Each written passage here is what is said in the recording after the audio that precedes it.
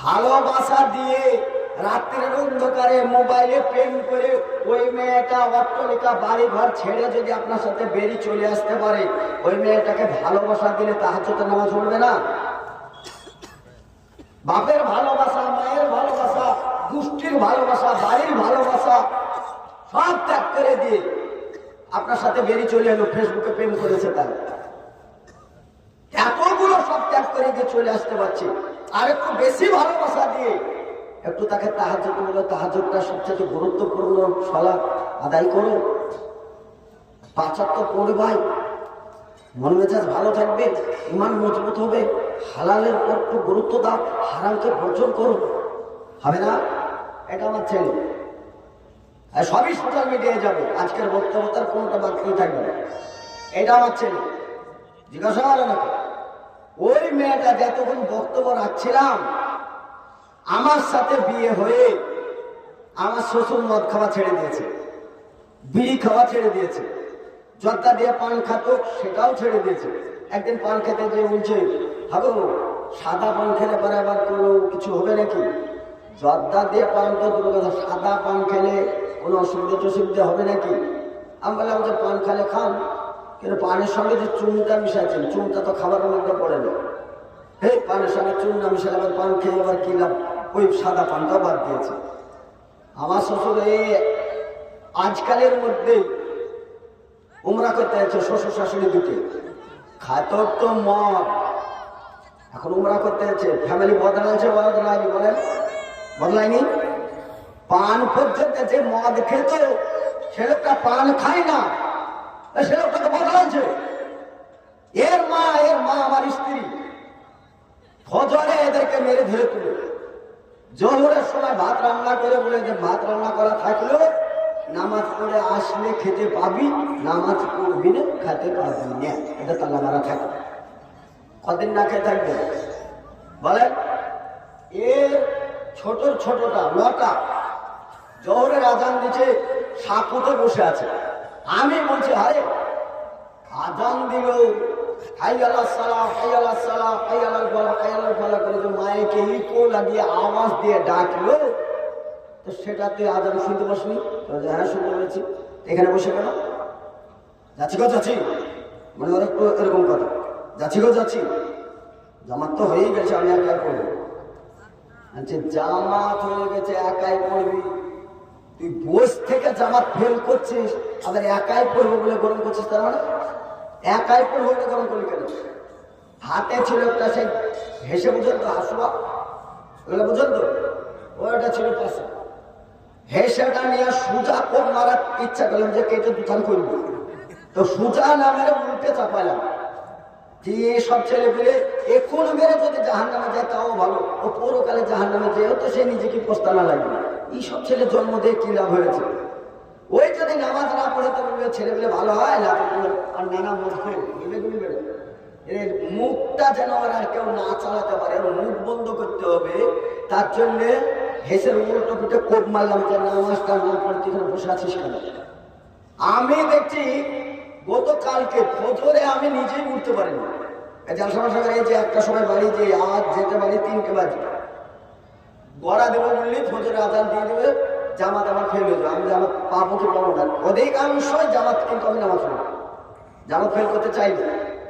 যখন 3টে বেজে গেল তো একটু গল্প টল্প করতে, এক করতে, চা করতে আমি 4টে বাজে নামাজটা পড়েই শুনি। কারণ আমি যদি নামাজ আমার ঢিল দেখে, এরা নামাজ পড়বে, এদেরকে নামাজ পড়াতে পারবে? কাউরির চরিত্র দূর করতে হলে নিজের চরিত্র দিয়ে দূর করতে হবে। এরা তো বলবে যে আমার বাপ তো নামাজ কাজা করে না, তাহলে আমাদের করা হবে না, তা তো দেখবে। ফলে ও আমাদের আগে জামাতে নামাজ পড়ে এসছে, এসে আমি পরে উঠে উঁচু করে যখন আমি আর লেপে যে আচ্ছা সবাই উঠলি ওর বলে 1 লাথি মেরেছে, তোমার আগে আমি নামাজ পড়ে চলে এসেছি জামাতে, আমাকে আবার লাথি মারছে। তাহলে ও অ্যাডভান্স, তাহলে তুই যখন আগেই জেগেছিস তো আমাকে বলিসনি যে আমি কি বলবো ঘুমিয়ে আছে বলে নি? তাহলে একটা কোপ যদি উল্টো পিঠের মারাতে আমার আগে জামাতে যায়, ছেলেটা আমার কন্ট্রোল করতে পেরেছে, আপনার ছেলে আপনি পারতেন না? আপনার ছেলে আপনি পারবেন না? পারবেন না? বিয়ে করার আগে আপনি ভাববেন যে বিয়ে করলেই ছেলে হবে, বিয়ে করলে ছেলে হবে, ওই ছেলেটা আপনারই হবে। আপনাকে ওই ছেলেটা মানুষ করার জন্য, আদর্শ তৈরি করার জন্য আপনাকেই চিন্তা ভাবনা করতে হবে।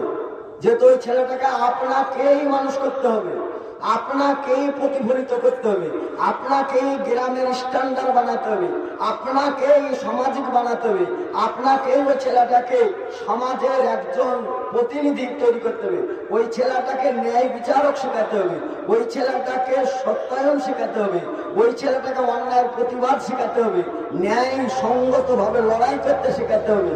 কুল্লুকুম রাইন ওয়া কুল্লুকুম মাসউলুন আন রাইয়াতিহি। বাপে যদি এই দায়িত্ব পালন করে, একটা ছেলে খারাপ হতে পারে না। না তো ছেলের সামনে বিড়ি ধরেছে, ছেলে বাচ্চা প্রতিদিন দেখছে, আগে তো চেরাক থাকতো, লম্প থাকতো না, ওই লম্পটা এরকম হতো, আর বাপের এরকম করে বিড়ি ধরেতো। বাচ্চা গুলা সব শুয়ে শুয়ে টুকটু করে দেখছে বাপ তো বিড়ি খায়। একদিন এইরকম ঠান্ডার সময় বাপ শুয়ে আছে, আর ছোট্ট একটা বাচ্চাকে দিয়েছে, বিড়িটা ধরিয়ে বেঁধে দেওয়া খা। এখন আর বাপকে তো বিড়ি ধরাতে দেখে, ও চেরাকটা নিয়েছে, বাপের বিড়িটাও ছেলে ধরায়, ছেলে করবে, মানে বাপ এরকম করে ধরায়, ছেলে এখন এরকম মুখে ধরেছে বিড়িটা দিয়ে লম্পতে ও টান মেরে ধরেই বাপের হাতে দিতে হয়েছে। বাপ তেমন চাই বান্দর কুটিকা বিড়ি খাচ্ছিস। যদি এই বান্দর হয় বিড়ি খাচ্ছি শুনলে, তাহলে এর আগে তো বড় বান্দর মেলা খেয়েছে, খাইনি? এই বান্দরকে ধমক যদি অত জোরে দেওয়া হয়, তাহলে বড় বান্দরকে কত দেওয়া দরকার ছিল? ফলে কেউ যদি বিড়ি খায় সে খাক, কিন্তু আল্লাহ রাসূল বলেছেন কেউ যদি হারাম খাদ্য খাবার খায়, তাহলে তার 40 দিন কোন রকমের ইবাদত হবে না। এই জালসা করাটা একটা ইবাদত, শোনাটাও ইবাদত। কিরকম ইবাদত এটা? আপনি যেটা শুনছেন, শোনার পরে হারাম কোনটা হালাল কোনটা এর একটা মানদণ্ডে আপনি বিচার করে দেখলেন যে এই কথাগুলো গ্রহণ করা যাবে আর এই কথাগুলো বর্জন করা যাবে। আপনি তো আর এখন বই খাতা নিয়ে কলেজ ইউনিভার্সিটিতে যেতে পারছেন না, এখন খাতা কলম নিয়ে তো আর মাদ্রাসা যেতে পারছেন না। এখন আপনি ওযু করতে যে ওযু করলেন, দোয়া বললেন, হাত ধুললেন, পা ধুললেন, সব ওযুটা হয়ে গেল, প্রস্রাবও ঠিকঠাক করেছেন আর সবই করেছেন। এখন রুকুতে গেলেন, আর রুকুতে যাওয়ার পরে টুক করে এক ফোঁটা প্রস্রাব আপনার পড়ে গেল, এরকম মনে হচ্ছে, কাপড়ে লেগে গেল। আপনি কি করবেন? নামাজটাকে ছেড়ে দেবেন?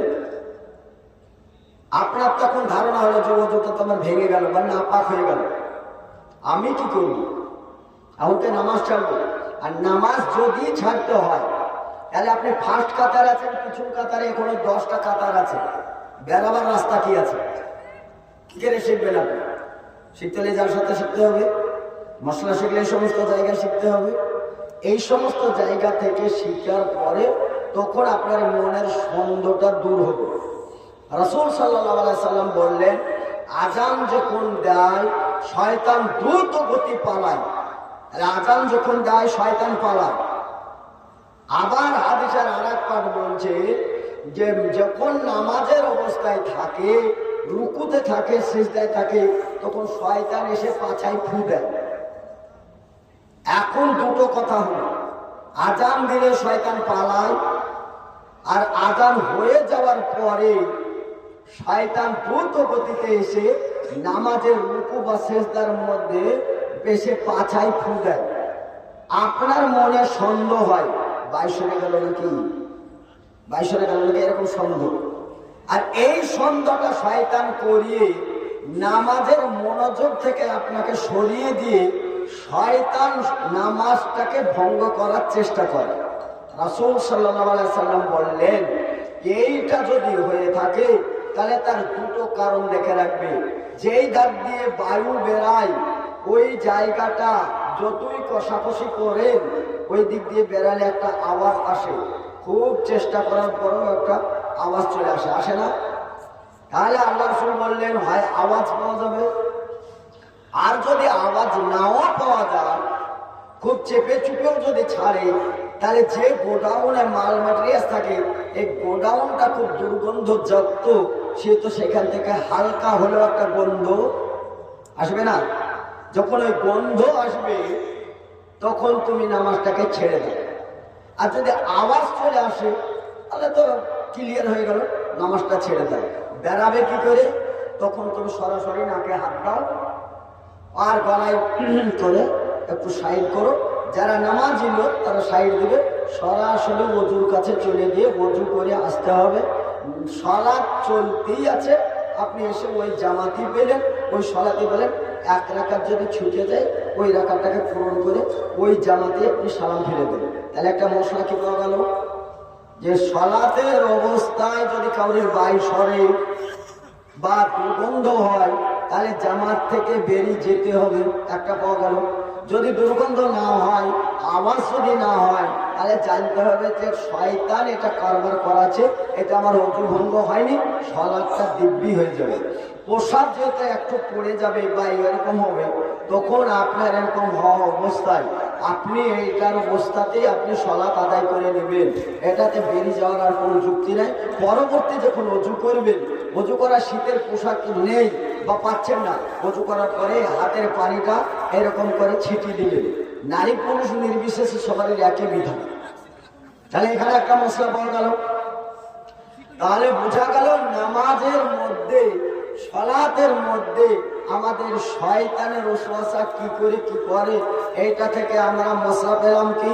এইরকম একটা মশলার দ্বারা আমরা বুঝতে পারলাম যে এই কায়দা হলে, এই কাজ হলে এগুলো আমাদেরকেও করতে হবে। যদি আমি জালসায় না আসি, এরকম যদি ঘটনা ঘটেই যায়, তাহলে কি করতে হবে? আর একটি কথায় যে শীতের সময় আপনি ওযু করেছেন, ওযু করার পরে আপনি মাসা করে নিয়েছেন, মোজার উপর মাসা করে, যে কোনো মোজার উপর মাসা করে নেবেন, কোনো অসুবিধা নেই। যদি মনে করেন যে প্রচন্ড ঠান্ডা, মসজিদটা মাটির, বা সেই জায়গায় সালাত আদায় করতে যে মাটি বা অন্য কোনো জায়গা পাওয়া যাচ্ছে না, জুতো পরে আছেন, ডাইরেক্ট মসজিদের ভিতরেও যদি হয় আর জুতো পরে যদি নামাজ পড়ার পরিবেশ থাকে, জুতো পরে নামাজ পড়া যাবে না? যাবে না? যাবে। এখন আমাদের সমাজে এত জালসা জন্য শোনার পরে যদি কেউ জুতা পরে মসজিদে ঢুকে, কপালে ফের নাই,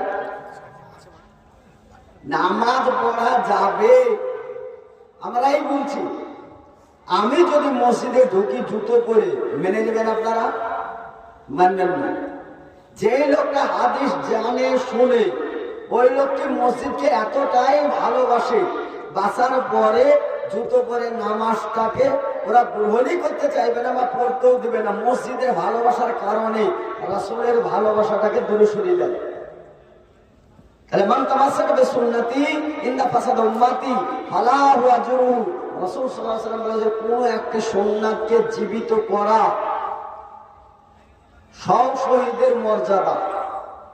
একটা সুন্নাত, মাইয়াতকে যখন মাটি দেওয়া হয়, মাইয়াতকে যখন মাটি দেওয়া হয় তখন সবাই আমরা যখন চলে আসি, মাইয়াত উঠে বলে যে আমার এইটুকু মনোভাব হচ্ছে যে আমাকে রেখে যারা চলে যাচ্ছে তারা আমার চেঁচানো মেচানো হয়তো বা শুনতে পাচ্ছে না, কিন্তু তাদের জুতোর আওয়াজ আমি শুনতে পাচ্ছি। হাদিস বুখারী। কথা বুঝে এলো? কথা কি বুঝে এলো? কেমন বুঝলেন? মাইয়াতকে মাটি দিলেন, মাইয়াত বলছে আমার অনুভব হচ্ছে তারা আমাকে রেখে চলে যাচ্ছে, কিন্তু আমি মনে করছি আমার চেঁচানো মেচানো, তোমরা আমাকে রেখে যাচ্ছ, একাই যাচ্ছ, সব কিছু আমার চেঁচানো মেচানো হয়তো বা তাদের কানে যাচ্ছে না, আবার তারা শুনতে পাচ্ছে না, কিন্তু এটা মনে হচ্ছে যে আমাকে রেখে ওরা চলে যাচ্ছে, তো তাদের জুতোর আওয়াজ আমি শুনতে পাচ্ছি। হাদিস বুখারী। এখন কবরস্থানে জুতো পায়ে দিয়ে মাটি দিতে গিয়ে কথা হয় না?